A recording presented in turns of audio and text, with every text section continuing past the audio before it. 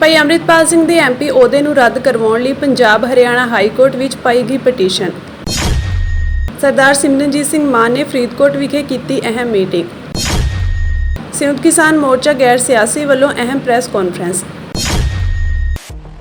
ਖਡੂਰ ਸਾਹਿਬ ਤੋਂ ਸਭ ਤੋਂ ਵੱਧ ਵੋਟਾਂ ਦੇ ਫਰਕ ਨਾਲ ਜਿੱਤ ਕੇ ਐਮਪੀ ਬਣੇ ਭਾਈ ਅੰਮ੍ਰਿਤਪਾਲ ਸਿੰਘ ਦੀਆਂ ਮੁਸ਼ਕਲਾਂ ਵੱਧ ਗਈਆਂ ਹਨ। ਹੁਣ ਉਹਨਾਂ ਦੀ ਚੋਣ ਨੂੰ ਆਜ਼ਾਦ ਉਮੀਦਵਾਰ ਵਿਕਰਮਜੀਤ ਸਿੰਘ ਨੇ ਪੰਜਾਬ ਅਤੇ ਹਰਿਆਣਾ ਹਾਈ ਕੋਰਟ ਵਿੱਚ ਚੁਣੌਤੀ ਦਿੱਤੀ ਹੈ।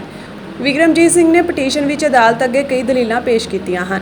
ਇਸ ਮਾਮਲੇ ਵਿੱਚ ਉਹਨਾਂ ਨੇ ਚੋਣ ਕਮਿਸ਼ਨ, ਪੰਜਾਬ ਚੋਣ ਕਮਿਸ਼ਨ ਦੇ ਖਰਚਾ ਅਫਸਰ, ਪੰਜਾਬ ਦੇ ਮੁੱਖ ਚੋਣ ਅਫਸਰ ਅਤੇ ਖਡੂਰ ਸਾਹਿਬ ਲੋਕ ਸਭਾ ਹਲਕੇ ਦੇ ਰਿਟਰਨਿੰਗ ਅਫਸਰ ਨੂੰ ਧਿਰ ਬਣਾਇਆ ਹੈ। ਪਟੀਸ਼ਨ ਤੇ 6 ਅਗਸਤ ਨੂੰ ਸੁਣਵਾਈ ਹੋਵੇਗੀ। ਵਿਕਰਮ ਸਿੰਘ ਨੇ ਆਪਣੀ ਪਟੀਸ਼ਨ 5 ਗੱਲਾਂ ਤੇ ਆਧਾਰਿਤ ਕੀਤੀ ਹੈ। ਇਹ ਵੀ ਦਲੀਲ ਦਿੱਤੀ ਗਈ ਹੈ ਕਿ ਭਾਈ ਅੰਮ੍ਰਿਤਪਾਲ ਸਿੰਘ ਨੇ ਆਪਣੇ ਨਾਮਜ਼ਦਗੀ ਦਸਤਾਵੇਜ਼ਾਂ ਵਿੱਚ ਕਈ ਜਾਣਕਾਰੀਆਂ ਛੁਪਾ ਦਿੱਤੀਆਂ ਹਨ। ਨਾਮਜ਼ਦਗੀ ਪੱਤਰ ਅਧੂਰਾ ਹੈ। ਫੰਡ, ਦਾਨ ਅਤੇ ਖਰਚੇ ਬਾਰੇ ਜਾਣਕਾਰੀ ਛੁਪਾਈ ਗਈ ਹੈ। ਵੋਟਾਂ ਮੰਗਣ ਲਈ ਧਾਰਮਿਕ ਸਥਾਨਾਂ ਦੀ ਵਰਤੋਂ ਕੀਤੀ ਗਈ ਹੈ। ਬਿਨਾਂ ਪ੍ਰਵਾਨਗੀ ਤੋਂ ਚੋਣ ਪ੍ਰਚਾਰ ਸਮੱਗਰੀ ਛਾਪੀ ਗਈ। ਚੋਣ ਕਮਿਸ਼ਨ ਦੀ ਇਜਾਜ਼ਤ ਲਏ ਬਿਨਾਂ ਸੋਸ਼ਲ ਮੀਡੀਆ ਤੇ ਪ੍ਰਚਾਰ ਕੀਤਾ ਗਿਆ। ਦੱਸਦੇ ਕਿ ਭਾਈ ਅੰਮ੍ਰਿਤਪਾਲ ਸਿੰਘ ਇਸ ਸਮੇਂ NSA ਤਹਿਤ ਡਿਬਰੂਗੜ੍ਹ ਜੇਲ੍ਹ ਵਿੱਚ ਬੰਦ ਹਨ। ਉਹਨਾਂ ਨੇ ਜੇਲ੍ਹ ਦੇ ਅੰਦਰੋਂ ਹੀ ਲੋਕ ਸਭਾ ਦੀ ਚੋਣ ਲੜੀ ਸੀ। ਉਹ ਆਪਣੇ ਇਲਾਕੇ ਵਿੱਚ ਚੋਣ ਪ੍ਰਚਾਰ ਕਰਨ ਲਈ ਵੀ ਨਹੀਂ ਆਏ, ਪਰ ਇਸ ਤੋਂ ਬਾਅਦ ਵੀ ਉਹਨਾਂ ਨੇ ਸਭ ਤੋਂ ਵੱਡੀ ਜਿੱਤ ਹਾਸਲ ਕੀਤੀ ਹੈ। ਉਹਨਾਂ ਦੇ ਸਮਰਥਕਾਂ ਅਤੇ ਪਰਿਵਾਰਕ ਮੈਂਬਰਾਂ ਨੇ ਮੁਹਿੰਮ ਦੀ ਕਮਾਂਡ ਸੰਭਾਲੀ। ਇਸ ਤੋਂ ਬਾਅਦ ਉਹਨਾਂ ਨੇ 5 ਜੁਲਾਈ ਨੂੰ ਸੰਸਦ ਮੈਂਬਰ ਵਜੋਂ ਸਹੁੰ ਚੁੱਕੀ। ਅੱਜ ਸ਼੍ਰੋਮਣੀ ਅਕਾਲੀ ਦਲ ਅੰਮ੍ਰਿਤਸਰ ਦੇ ਪ੍ਰਧਾਨ ਸਰਦਾਰ ਸਿਮਰਨਜੀਤ ਸਿੰਘ ਮਾਨ ਨੇ ਜ਼ਿਲ੍ਹਾ ਜਥੇਬੰਦੀ ਫਰੀਦਕੋਟ ਦੇ ਮੁੱਖ ਅਹੁਦੇਦਾਰਾਂ ਦੀ ਮੀਟਿੰਗ ਕੀਤੀ ਤਾਂ ਜੋ ਜ਼ਿਲ੍ਹਾ ਫਰੀਦਕੋਟ ਵਿੱਚ ਗਤੀਵਿਧੀਆਂ ਨੂੰ ਤੇਜ਼ ਕੀਤਾ ਜਾ ਸਕੇ। ਇਸ ਮੌਕੇ ਬੋਲਦਿਆਂ ਸਰਦਾਰ ਸਿਮਰਨਜੀਤ ਸਿੰਘ ਮਾਨ ਨੇ ਕਿਹਾ ਕਿ ਸਾਡੀ ਜਥੇਬੰਦੀ ਪੰਜਾਬ ਦੇ ਮੁੱਦਿਆਂ ਤੇ ਸਿੱਖਾਂ ਦੇ ਹੱਕਾਂ ਦੀ ਗੱਲ ਕਰਨ ਵਾਲੀ ਪਾਰਟੀ ਹੈ। ਉਹਨਾਂ ਕਿਹਾ ਕਿ ਭਾਰਤ ਦੀ ਕੇਂਦਰ ਸਰਕਾਰ ਦਾ ਨਵਾਂ ਕਾਨੂੰਨ ਹੈ ਕਿ ਸਿੱਖਾਂ ਦੇ ਵੱਖ ਦੇਸ਼ ਖਾਲਿਸਤਾਨ ਦੀ ਗੱਲ ਕਰਨ ਵਾਲੇ ਸਿੱਖਾਂ ਨੂੰ ਖਤਮ ਕਰ ਦਿਓ। ਪਹਿਲਾਂ ਸੰਘਰਸ਼ੀ ਸਿੱਖਾਂ ਨੂੰ ਨਿਸ਼ਾਨਾ ਬਣਾਇਆ ਸੀ, ਜਿਸ ਤੋਂ ਬਾਅਦ ਸਿੱਖ ਦੂਜੇ ਦੇਸ਼ਾਂ ਵਿੱਚ ਜਾ ਕੇ ਆਪਣੇ ਰੁਜ਼ਗਾਰ ਕਰਦੇ ਸੀ। ਇਸ ਤੋਂ ਬਾਅਦ ਸਰਕਾਰ ਨੇ ਸਿੱਖਾਂ ਨੂੰ ਨਿਸ਼ਾਨਾ ਬਣਾਉਣ ਲਈ ਇਹਨਾਂ ਦੇਸ਼ਾਂ ਨੂੰ ਰਿਪੋਰਟਾਂ ਭੇਜਣੀਆਂ ਸ਼ੁਰੂ ਕਰ ਦਿੱਤੀਆਂ ਕਿ ਇਹ ਸਿੱਖ ਸਾਡੇ ਦੇਸ਼ ਤੋਂ ਭਗੌੜੇ ਹਨ ਅਤੇ ਖਾਲਿਸਤਾਨ ਦੀ ਮੰਗ ਕਰਦੇ ਹਨ, ਇਸ ਲਈ ਅੱਤਵਾਦੀ ਹਨ। ਇਸ ਤੋਂ ਬਾਅਦ ਵੀ ਜਦੋਂ ਬਾਹਰਲੇ ਦੇਸ਼ਾਂ ਦੀਆਂ ਸਰਕਾਰਾਂ ਨੇ ਆਪਣੇ ਸਿੱਖ ਨਾਗਰਿਕਾਂ ਦੀ ਸੁਰੱਖਿਆ ਯਕੀਨੀ ਬਣਾਈ ਤਾਂ ਹੁਣ ਭਾਰਤ ਨੇ ਨਵਾਂ ਫੈਸਲਾ ਲੈਂਦਿਆਂ ਤੁਰੰਤ ਮਾਰ ਦੇਣ ਦਾ ਫੈਸਲਾ ਕੀਤਾ ਹੈ। ਉਹਨਾਂ ਕਿਹਾ ਕਿ ਸਿੱਖਾਂ ਲਈ ਇਹ ਬਹੁਤ ਹੀ ਔਖਾ ਸਮਾਂ ਹੈ। ਜ਼ਿਲ੍ਹੇ ਦੀ ਮੀਟਿੰਗ ਕਰਦੀ ਹੈ ਕਿ ਸਾਰੇ ਜਿਹੜੇ ਜਥੇਦਾਰ ਸਾਹਿਬ ਹੈਗੇ ਆ, ਬੀਬੀਆਂ ਹੈਗੀਆਂ, ਦੂਜਾ ਸੇਖੋ ਸਾਹਿਬ ਨੂੰ ਮਿਲਣਾ, ਜਿਹੜੇ ਸਾਡੇ ਬਹੁਤ ਸੀਨੀਅਰ ਲੀਡਰ ਹੈ, ਜਿਹੜੇ ਸੈਕਟਰੀ ਹੈ, ਉਹਨਾਂ ਨੂੰ ਕਹਿੰਦੀ ਹੈ ਕਿ ਕੈਂਸਰ ਹੋ ਗਿਆ ਅਤੇ ਅਸੀਂ ਉਹਨਾਂ ਨੂੰ ਵੀ ਮਿਲਣਾ, ਆਪਣੇ ਜਥੇਦਾਰ ਸਾਹਿਬ ਨੂੰ ਵੀ ਮਿਲਣਾ, ਬੀਬੀਆਂ ਨੂੰ ਮਿਲਣਾ ਹੈਗਾ। ਅਤੇ ਅਸੀਂ ਪੰਜਾਬ ਦੀ ਗੱਲ ਕਰਨੀ ਹੈਗੀ ਹੈ। ਜੋ ਜ਼ੁਲਮ ਹੋ ਰਿਹਾ ਹੈ ਸਿੱਖਾਂ ਦੇ ਉੱਤੇ, ਸੈਂਟਰ ਦੀ ਸਰਕਾਰ ਨੇ ਆਰਡਰ ਦੇ ਦਿੱਤੇ ਹੈ ਕਿ ਹੁਣ ਤੋਂ ਜਿਹੜੇ ਲੋਕ ਸਿੱਖ ਖਾਲਿਸਤਾਨ ਮੰਗਦੇ ਹੈ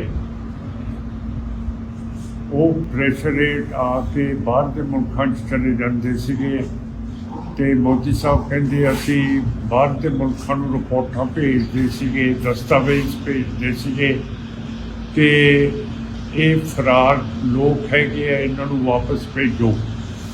ਪਰ ਹੁਣ ਅਸੀਂ ਸਿੱਧੀ ਗੋਲੀ ਮਾਰਦੇ ਹਾਂ, ਜਿਹੜਾ ਕਿ ਇਹ ਬਹੁਤ ਖਤਰਨਾਕ ਸਮਾਂ ਸਿੱਖਾਂ ਦੇ ਉੱਤੇ ਆਇਆ ਹੋਇਆ। ਤਾਂ ਇਹਦੇ ਬਾਰੇ ਸਾਰੀਆਂ ਚੀਜ਼ਾਂ ਪਾਰਟੀ ਨੂੰ ਤੁਹਾਨੂੰ ਦੱਸਣੀਆਂ ਹੈਗੀਆਂ ਕਿ ਜਿਵੇਂ ਕੈਨੇਡਾ ਦੇ ਵਿੱਚ 3 ਸਿੱਖਾਂ ਨੂੰ ਮਾਰ ਦਿੱਤਾ ਹੈਗਾ ਅਤੇ ਬਰਤਾਨੀਆ ਦੇ ਵਿੱਚ 1 ਨੂੰ ਮਾਰਤਾ ਹੈ।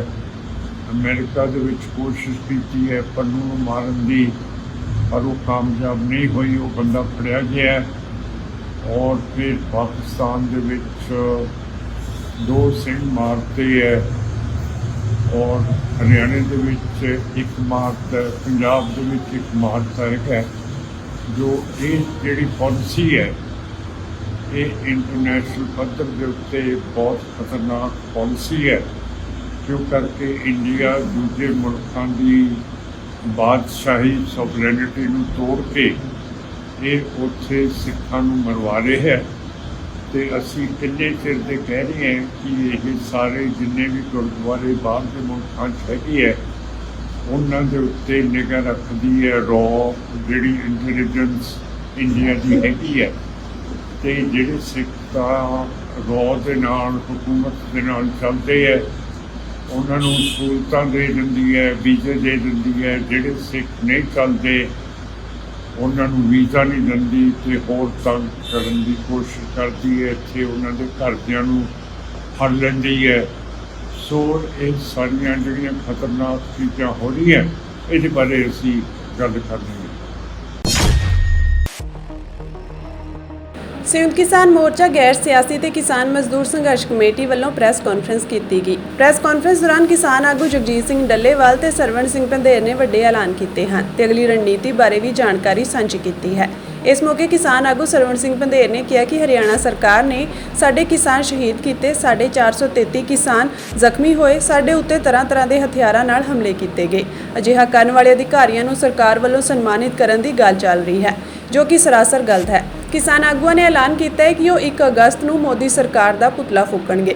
ਕਿਸਾਨਾਂ ਨੇ ਐਲਾਨ ਕੀਤਾ ਕਿ ਉਹ MSP ਦੀ ਕਾਨੂੰਨੀ ਗਰੰਟੀ ਲਈ ਦੇਸ਼ ਭਰ ਵਿੱਚ ਮਾਰਚ ਕਰਨਗੇ ਤੇ 15 ਅਗਸਤ ਨੂੰ ਦੇਸ਼ ਭਰ ਵਿੱਚ ਟਰੈਕਟਰ ਮਾਰਚ ਕੱਢਿਆ ਜਾਵੇਗਾ। ਕਿਸਾਨਾਂ ਨੇ ਕਿਹਾ ਕਿ ਉਹ ਇਸ ਦੇ ਨਾਲ ਹੀ ਨਵੇਂ ਫੌਜਦਾਰੀ ਕਾਨੂੰਨਾਂ ਦੀ ਕਾਪੀਆਂ ਵੀ ਸਾੜਨਗੇ।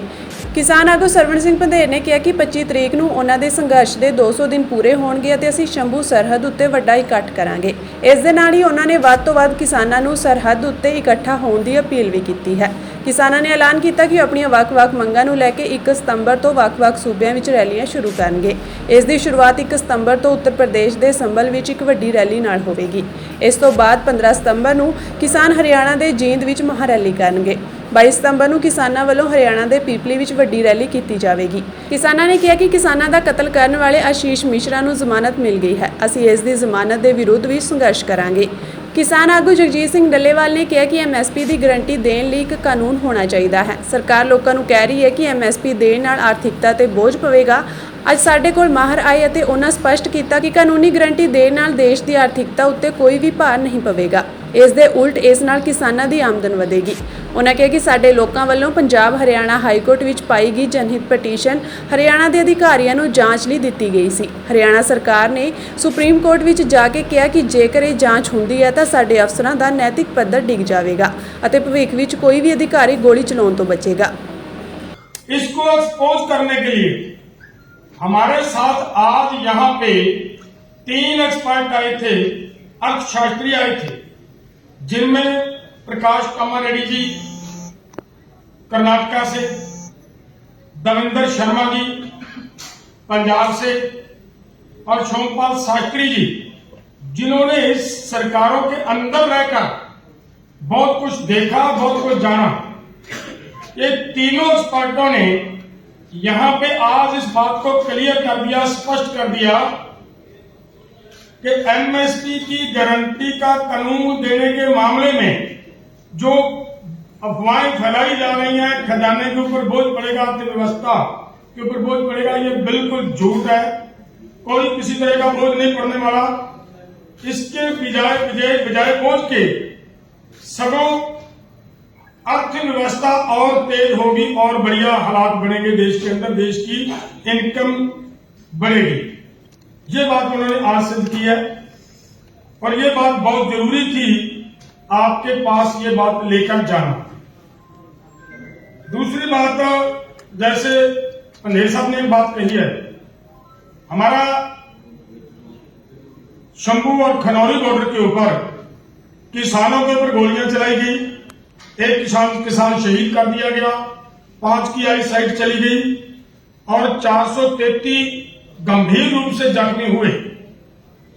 इतना कुछ होने के बावजूद यह हुआ कि हमारे कुछ लोगों ने जो PIL डाली गई हाई कोर्ट के अंदर, उस हाई कोर्ट ने हरियाणा के ही एक अधिकारी को उसकी जांच सौंप दी गई और जो जांच सौंपी गई है जैसे हरियाणा के अधिकारी को, उससे पहले कि मैं एक छोटी बात आपके ध्यान में लाऊं तो आप समझोगे कि हम ये बात क्यों कह रहे हैं।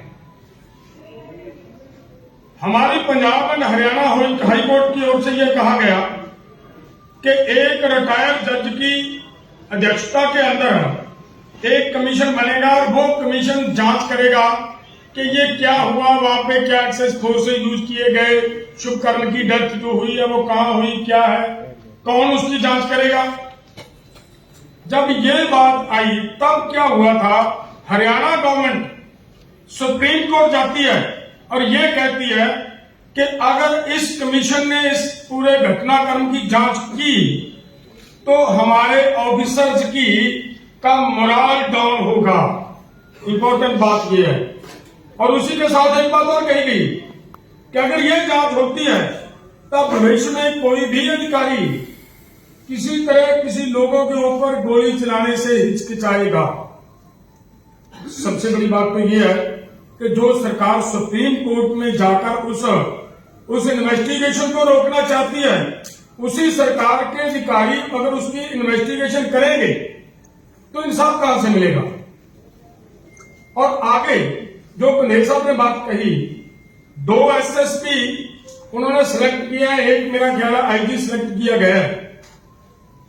अंदाजा लगाएं कि एक अधिकारी एक आईजी के खिलाफ रिपोर्ट दे पाएगा क्या।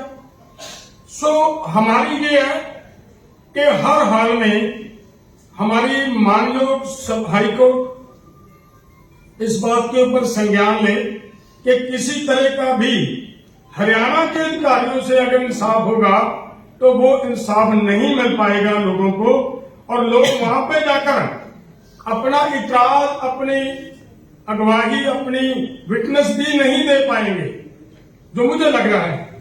तो इसके लिए हमारा ये है, तो इसी के लिए और बड़ी बात और इसमें शामिल हो जाती है कि वो उन्हीं अधिकारियों को हरियाणा गवर्नमेंट राष्ट्रपति अवार्ड के लिए सिलेक्ट कर देती है। तो इसका मतलब जिन अधिकारियों को अवार्ड के लिए सिलेक्ट किया जा रहा है, क्या उन अधिकारियों के खिलाफ कार्रवाई हरियाणा गवर्नमेंट की तरफ से होने की संभावना कहीं पे भी नजर नहीं आ रही। ये एक सीरियस मैटर है। इसीलिए हमें उनके विरोध में ये जो पुतले जलाने का, भाजपा के पुतले जलाने का, केंद्र सरकार के पुतले जलाने का कार्यक्रम पूरे देश के लिए, पूरे देश में करने का प्रोग्राम देना पड़ रहा है, वो इसीलिए देना पड़ रहा है।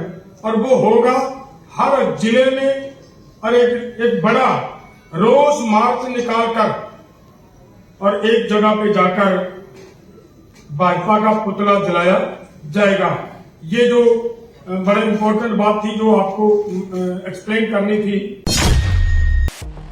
ਸੁਪਰੀਮ ਕੋਰਟ ਨੇ 22 ਜੁਲਾਈ ਨੂੰ ਸਾਬਕਾ ਕੇਂਦਰੀ ਮੰਤਰੀ ਅਜੇ ਮਿਸ਼ਰਾ ਦੇ ਪੁੱਤਰ ਆਸ਼ੀਸ਼ ਮਿਸ਼ਰਾ ਨੂੰ 2021 ਦੀ ਲਖੀਮਪੁਰ ਖੇੜੀ ਹਿੰਸਾ ਨਾਲ ਸੰਬੰਧਿਤ ਕੇਸ ਵਿੱਚ ਜ਼ਮਾਨਤ ਦੇ ਦਿੱਤੀ ਹੈ, ਜਿਸ ਵਿੱਚ 8 ਲੋਕਾਂ ਦੀ ਮੌਤ ਹੋ ਗਈ ਸੀ ਅਤੇ ਉਸ ਦੀ ਆਵਾਜਾਈ ਨੂੰ ਦਿੱਲੀ ਜਾਂ ਲਖਨਊ ਤੱਕ ਸੀਮਿਤ ਕਰ ਦਿੱਤਾ ਗਿਆ ਸੀ। ਪਿਛਲੇ ਸਾਲ 25 ਜਨਵਰੀ ਨੂੰ ਸ਼ਿਖਰਲੀ ਅਦਾਲਤ ਨੇ ਆਸ਼ੀਸ਼ ਮਿਸ਼ਰਾ ਨੂੰ ਹਿੰਸਾ ਦੀ ਮੰਦਭਾਗੀ ਘਿਨੌਣੀ ਘਟਨਾ ਵਿੱਚ ਅੰਤਰਿਮ ਜ਼ਮਾਨਤ ਦਿੱਤੀ ਸੀ।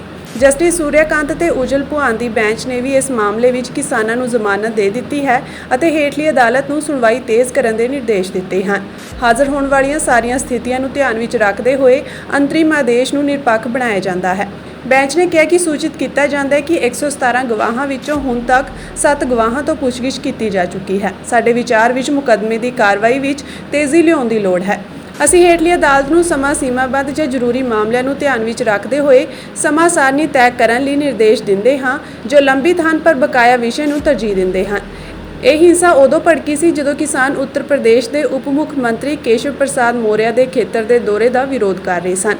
ਸਪੋਰਟਸ ਯੂਟਿਲਿਟੀ ਵਹੀਕਲ ਨੇ 4 ਕਿਸਾਨਾਂ ਦੀ ਜਾਨ ਲੈ ਲਈ। ਉਦੋਂ ਗੁੱਸੇ ਵਿੱਚ ਆਏ ਕਿਸਾਨਾਂ ਨੇ ਇੱਕ ਡਰਾਈਵਰ ਅਤੇ ਭਾਰਤੀ ਜਨਤਾ ਪਾਰਟੀ ਦੇ 2 ਵਰਕਰਾਂ ਦੀ ਕਥਿਤ ਤੌਰ ਤੇ ਕੁੱਟਮਾਰ ਕੀਤੀ ਸੀ। ਇਸ ਹਿੰਸਾ ਵਿੱਚ ਇੱਕ ਪੱਤਰਕਾਰ ਦੀ ਵੀ ਮੌਤ ਹੋ ਗਈ ਸੀ, ਜਿਸ ਨੇ ਵਿਰੋਧੀ ਪਾਰਟੀਆਂ ਤੇ ਕੇਂਦਰ ਦੇ ਹੁਣ ਰੱਦ ਕੀਤੇ ਗਏ ਖੇਤੀ ਕਾਨੂੰਨਾਂ ਨੂੰ ਲੈ ਕੇ ਅੰਦੋਲਨ ਕਰ ਰਹੇ ਕਿਸਾਨ ਸਮੂਹਾਂ ਵਿੱਚ ਗੁੱਸਾ ਪੈਦਾ ਕਰ ਦਿੱਤਾ।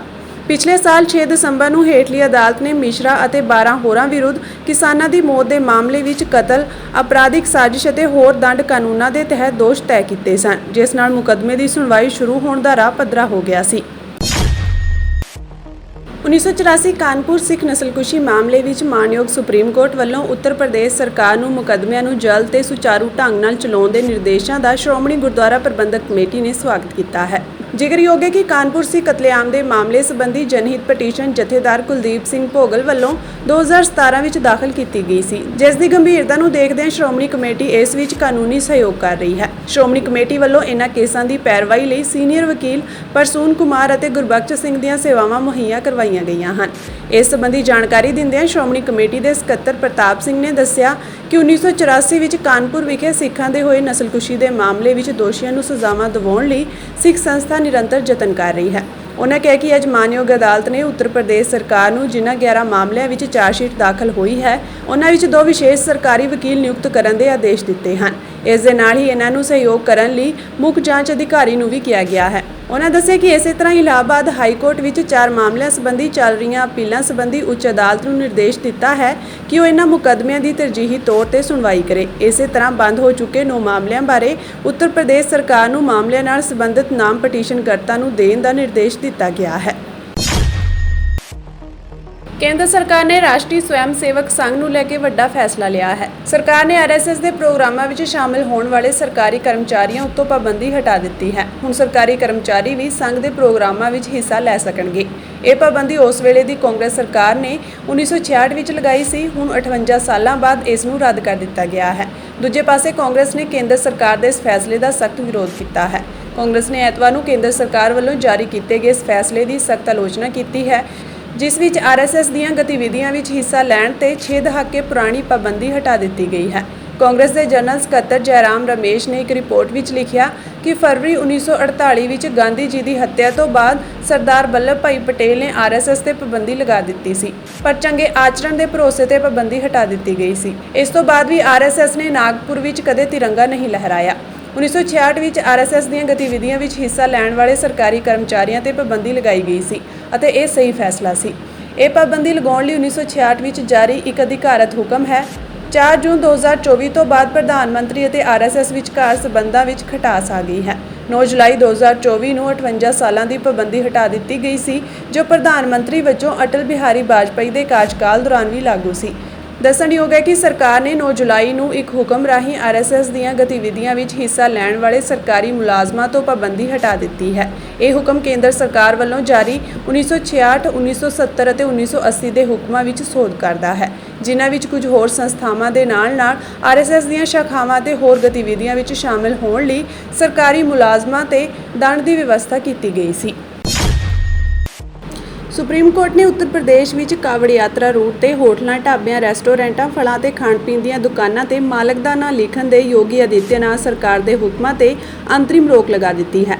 ਸੁਪਰੀਮ ਕੋਰਟ ਦੇ 2 ਜੱਜਾਂ ਜਸਟਿਸ ਰਿਸ਼ੀਕੇਸ਼ ਰਾਏ ਅਤੇ ਜਸਟਿਸ ਐਸਵੀਐਨ ਭੱਟੀ ਦੀ ਬੈਂਚ ਨੇ ਗੈਰ ਸਰਕਾਰੀ ਸੰਗਠਨ association for protection of civil rights the petition ਤੇ ਨਾਮ ਲਿਖਣ ਦੇ ਆਦੇਸ਼ ਤੇ ਅੰਤਿਮ ਰੋਕ ਲਗਾਉਂਦੇ ਹੋਏ ਰਾਜ ਸਰਕਾਰ ਨੂੰ ਨੋਟਿਸ ਜਾਰੀ ਕੀਤਾ ਹੈ। ਪਟੀਸ਼ਨ ਦਾਇਰ ਕਰਨ ਵਾਲਿਆਂ ਨੇ ਇਸ ਨੂੰ ਧਾਰਾ 15 ਦੀ ਉਲੰਘਣਾ ਦੱਸਿਆ ਹੈ, ਜੋ ਧਰਮ ਜਾਂ ਜਾਤ ਦੇ ਆਧਾਰ ਤੇ ਕਿਸੇ ਵੀ ਤਰ੍ਹਾਂ ਦੇ ਵਿਤਕਰੇ ਨੂੰ ਗੈਰ ਕਾਨੂੰਨੀ ਬਣਾਉਂਦਾ ਹੈ।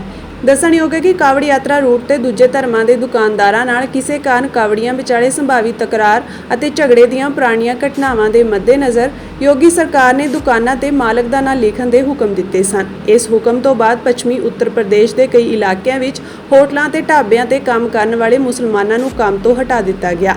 ਜਿਹੜੇ ਮੁਸਲਮਾਨਾਂ ਨੇ ਹਿੰਦੂਆਂ ਨੂੰ ਸਮਝ ਵਿੱਚ ਆਉਣ ਵਾਲੇ ਨਾਮ ਨਾਲ ਢਾਬਾ ਖੋਲ੍ਹਿਆ ਸੀ, ਉਹਨਾਂ ਨੂੰ ਅਜਿਹਾ ਨਾਂ ਦੇਣ ਲਈ ਕਿਹਾ ਗਿਆ ਹੈ ਕਿ ਕਾਵੜੀਆਂ ਨੂੰ ਸਮਝ ਆਵੇ ਕਿ ਇਹ ਢਾਬਾ ਹਿੰਦੂਆਂ ਦਾ ਨਹੀਂ ਹੈ।